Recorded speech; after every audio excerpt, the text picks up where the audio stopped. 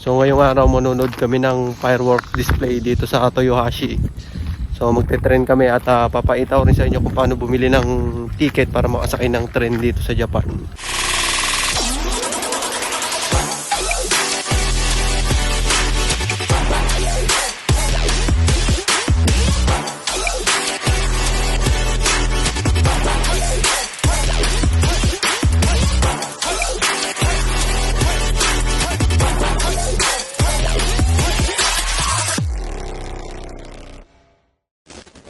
So yun guys, si Romeo yung magpipindot para makabili ng ticket.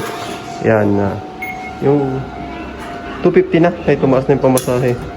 So 250 isa ng ticket. So yan, pinindot niya lang yung price na 250, tapos pinasok niya yung pera. Tapos pipindutin niya lang kung ilang tao. Ayan, 2 tao. So yan, lumabas na. Yan. So yan guys, papasok lang dyan, then lalabas doon, tapos kukunin uli. So yan, ganun lang. So ayan guys, andito na kami sa Ina Station. So magta-transfer kami ng isa pang train para makarating sa Toyohashi. Yan.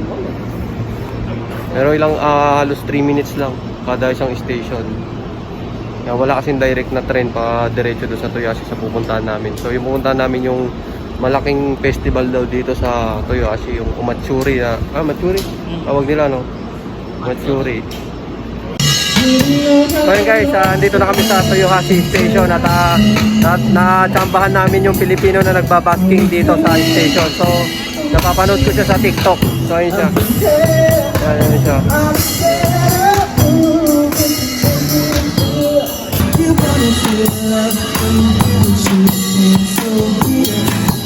If you wanna be there, be there, be there. No one's to be there.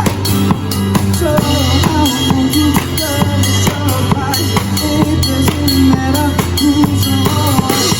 Be there, be there. No one's to be there. So I want you to survive. It doesn't matter who's on.